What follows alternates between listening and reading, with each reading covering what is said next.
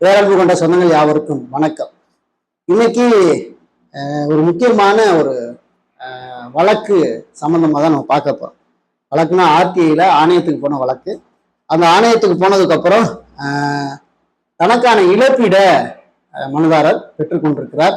அந்த மனுதாரரை குறித்து நம்ம பேச வேண்டியது அவசியமா இருக்கு. ஏன்னு கேட்டீங்கன்னா, அவர் 2024 இந்த ஆர்டிஐ முன்னெடுத்திருக்கிறார், எடுத்து பண்ணியிருக்காரு. அதுக்கப்புறம் நம்ம ஆர்டிஐ மாநாடு நம்ம 2023 நடத்தணும்ல, அதற்கு ஒரு பண்பு திரட்டும் விதமாக நம்ம கட்டண பயிற்சி வகுப்பு எங்க போட்டிருந்தோம் அப்படின்னா ஜெஸ்ஸில போட்டிருந்தோம்.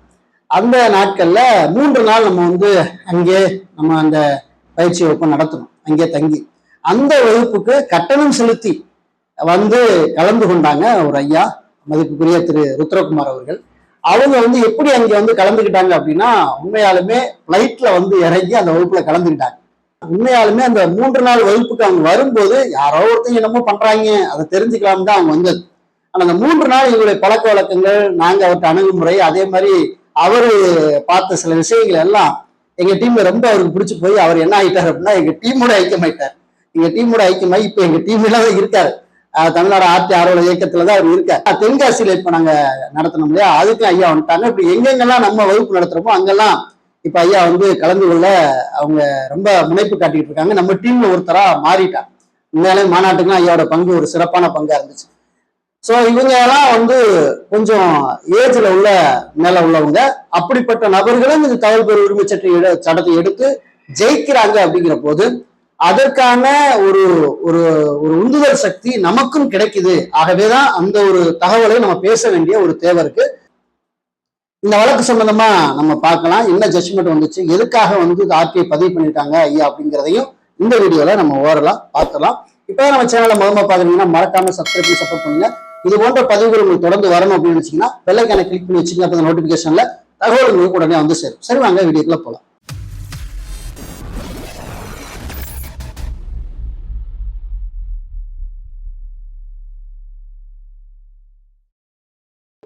இந்த வழக்கோட ஆணை என்னைக்கு பிறப்பிக்கப்படுதுன்னா 8/7/2026 பிறப்பிக்கப்படுது. யார் முன்னிலையில அப்படின்னா, முனைவர் அதுல்யா மிஸ்ரா IAS, அவங்கதான் மாநில தலைவர். அவங்க முன்னாடியே இந்த வழக்கு விசாரணைக்கு வருது. வழக்கு நம்பர் SA 4337G/2024. பொது அதிகார அமைப்பு யார் அப்படின்னு பாத்தீங்கன்னா, பொதுத்தொழில் அலுவலர், தலைமை துணை வட்டாட்சியர், வட்டாட்சியர் அலுவலகம், வாணியம்பாடி, திருப்பத்தூர் மாவட்டம். சோ ஆணை என்ன அப்படின்னு பாத்தீங்கன்னா, மனுதாரர் தகவல் உரிமை சட்டம் 2005 பிரிவு 6(1) கீழ் 5/1/2024 நாளிட்ட மனுவில் திருப்பத்தூர் மாவட்டம் வாணியம்பாடி தாலுகா ஐந்தம்பட்டு கிராமத்தில் நத்தம் நிலவரி திட்ட மனைவரி தோராய பட்டா சர்வே நம்பர் சொல்லிட்டாங்க. அதன் பெயர் மாற்றம் தொடர்பான வாணியம்பாடி தாலுகா அலுவலகத்தில் பராமரிக்கப்பட்டு வருகின்ற கோப்பின் முழு ஆவண நகல்களை 7 இனங்களில் தகவல் கேட்டு விண்ணப்பித்திருந்தார்கள். மனுதாரர் தனக்கு முழுமையான தகவல் வழங்கப்படவில்லை என கோரி பிரிவு 19(1) கீழ் 16/2/2024 நாளிட்ட முதலாம் மேல்முறையீட்டு மனுவும், பிரிவு 19(3) கீழ் 26/3/2024 நாளிட்ட 2ஆம் மேல்முறையீட்டு மனுவையும் ஆணையத்தில் தாக்கல் செய்துள்ளார். இவ்விரண்டாம் மேல்முறையீட்டு மனுவின் அடிப்படையில் இந்த வழக்கு 8/7/2026 விசாரணைக்கு எடுத்துக் கொள்ளப்படுகிறது. இந்த ஆணையத்தில் இன்று 8/7/2024 நடைபெற்ற விசாரணையில் மனுதாரர் திரு சி ருத்ரகுமார் அவர்கள் விசாரணையில் ஆஜரானார். திரு ஹரிதாஸ் பொது தகவல் அலுவலர் தலைமையிடத்து துணை வட்டாட்சியர் வாணியம்படி திருப்பத்தூர் மாவட்டம் அவர்கள் பொது அதிகார அமைப்பின் சார்பாக நேரில் ஆஜரானார்கள். இந்த விசாரணையில் ஆஜரான மனுதாரர் தன் பட்டா மற்றும் தோராய தகவல்களை பெறுவதற்காக நான் தகவலரின் உரிமை சட்டம் வாயிலாக மனுக்கள் செய்துள்ளதாகவும் தான் கோரிய இனங்களுக்கு முழுமையான தகவல்களை பெற்றுத் தருமாறும் ஆணையத்தில் வேண்டினார். இன்றைய விசாரணையில் ஆஜரான பொது தகவல் அலுவலர் மனுதாரர் கோரிய தகவலுக்கு ஏற்கனவே ஒரு நம்பர் போட்டிருக்காங்க. அந்த நம்பர் போட்டு 6/10/2025 நாளிட்ட கடித வாயிலாக தகவல் வழங்கியுள்ளதாக ஆணையத்தில் தெரிவித்தார். அந்த கடிதத்தின் நகலை ஆணையத்தில் சமர்ப்பித்தார். மேலும் மனுதாரர் குறிப்பிட்ட திருப்பத்தூர் மாவட்டம் வாணியம்பாடி வட்டம் ஐந்தம்பட்டு கிராமமானது ஆம்பூர் வட்டம் உருவாக்கப்பட்ட பின்னர் நிலவரி திட்டத்திற்கு பின்னர் பட்டா மாற்றம் செய்யப்பட்ட கோப்பு அலுவலகத்தில் இல்லை என்று பொதுத்தகவல் அலுவலர் ஆணையத்தில் தெரிவித்தார். இன்றைய விசாரணை மற்றும் ஆவண பரிசீலனையின் முடிவில் மனுதாரர் தகவல் கோரும் மனு மற்றும் பொதுத்தகவல் அலுவலரின் தகவலை இணைத்து பரிசீலனை செய்து ஆணையம் பொதுத்தகவல் அலுவலருக்கு கீழ்கண்டவாறு உத்தரவை பிறப்பிக்கிறது. மனுதாரர் தகவலரின் உரிமை சட்டம் 2005 பிரிவு 6(1) கீழான மனுவிற்கு பொதுத்தகவல் அலுவலர் உரிய காலத்திற்கு தகவல் வழங்காததை ஆணையம் வன்மையாக கண்டிக்கிறதுடன் தகவல் பெறும் உரிமை சட்டத்தின் கீழ் பெறப்பட்ட மனுக்களுக்கு உரிய காலக்கெடுவுக்கு தகவல் வழங்க பொதுத்தகவல் அலுவலருக்கு இவ்வாணையம் அறிவுறுத்துகிறது.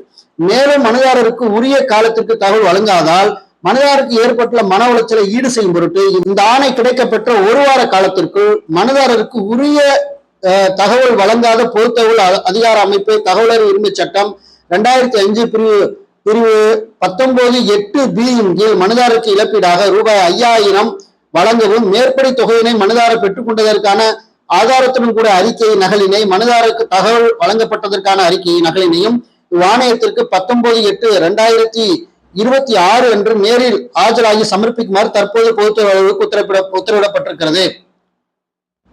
மனுதாரர் தன்னுடைய 6(1) மனுவில் கோரிய திருப்பத்தூர் மாவட்ட வாணியம்பாடி தாலுகா 5ஆம்பட்டு கிராமம் நத்தம் நிலவரி திட்ட மனைவரி தோராய பட்டா மற்றும் தொடர்பான ஆவணங்கள் விவரத்தினை பொதுத்தகவல் அலுவலர் வாணியம்பாடி மற்றும் ஆம்பூர் வட்ட பதிவரை மற்றும் ஆவண காப்பகத்தை தேடி பார்த்து 19/8/2026 தேதிக்குள் அஞ்சல் மூலம் மனுதாரருக்கு அனுப்பிவிட்டு அது குறித்த அறிக்கையையும் இதோடு இணைத்து, அதாவது பணம் வழங்கிய அந்த நகல்களோடு இணைத்து ஆணையத்தில் நேரில் ஆஜராகி சமர்ப்பிக்கும்படி ஆணையம் உத்தரவிடுகிறது.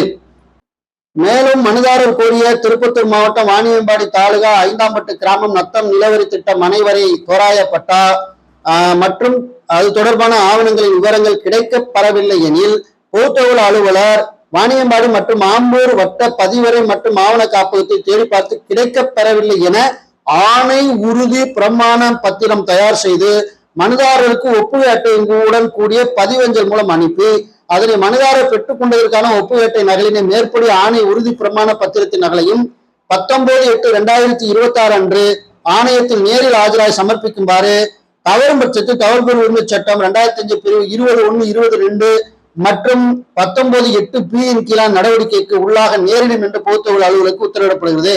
தற்போதைய பொதுத்தகவல் அலுவலர் அவர்கள் அப்போதைய பொதுத்தகவல் அலுவலருக்கு இவ்வாணைய சார்பு செய்ய அறிவுறுத்துமாறு வெளியிடப்படுகிறன்னு சொல்லி ஆணை உத்தரவு பிறப்பிச்சிருக்கிறாங்க. உண்மையாலுமே பாருங்க, கேட்டு பார்த்துட்டு தகவல் இல்லை அப்படின்னு சொல்லி அதோட விட்டுறாம அடுத்தடுத்து மேல்முறை போனதுனால இப்ப என்ன ஆயிடுச்சு அப்படின்னா, நீ நத்த நிலவரி திட்டத்துல நீ கோப்பை மாத்தி வேற வட்டாட்சியர் அலுவலகத்தை வச்சுதான் சரி அதெல்லாம் தேடி பார்த்து எடுத்துக்கொடு, இல்ல கிடைக்கல அப்படின்னா இது கிடைக்கலன்னு பிரமாண பத்திரத்துல எழுதி கையெழுத்து கூட தாக்கல் பண்ணி இப்ப வழக்கு விசாரணை வரும்போது இதை நம்ம எதுக்காக எடுத்துட்டு போனோம் அப்படின்னா கண்டிப்பா இந்த பிரமாண பத்திரத்தை வச்சு நம்ம ஜெயிக்க முடியும். சோ அற்புதமான ஒரு தகவலை திரு ருத்ரகுமார் ஐயா அவர்கள் பெற்றுக் கொண்டிருக்கிறாங்க. இது உங்க எல்லாருக்கும் ஒரு ஊக்கப்படுத்தும். இந்த செய்தி நம்மளும் இந்த மாதிரி பட்டா தொடர்பான தகவல்களை கேட்க முடியும் அப்படிங்கிறத உங்களை ஊக்கப்படுத்துவதற்காக இந்த செய்தி அமையும். ஆகவே ஜட்மெண்ட் காப்பி இந்த வீடியோக்கு டிஸ்கிரிப்ஷன்ல கொடுத்திருக்கேன். ஐயா அவர்களை மனமாற நாங்கள் வாழ்த்துகிறோம். தகவல் பெறும் உரிமை சட்ட ஆர்வலர்கள் இயக்கம் தொடர்ந்து இந்த தேசத்திற்கு நல்லதை செய்து கொண்டு இருக்கும் என்பதையும் பார்த்து கொண்டிருக்கிற அத்தனை நல்ல உள்ளங்களுக்கும் தெரிவித்துக் கொள்கிறோம். மீண்டும் நல்ல தகவலோடு உங்களை வேறொரு வீடியோவில் சந்திக்கிறேன். நன்றி, வணக்கம்.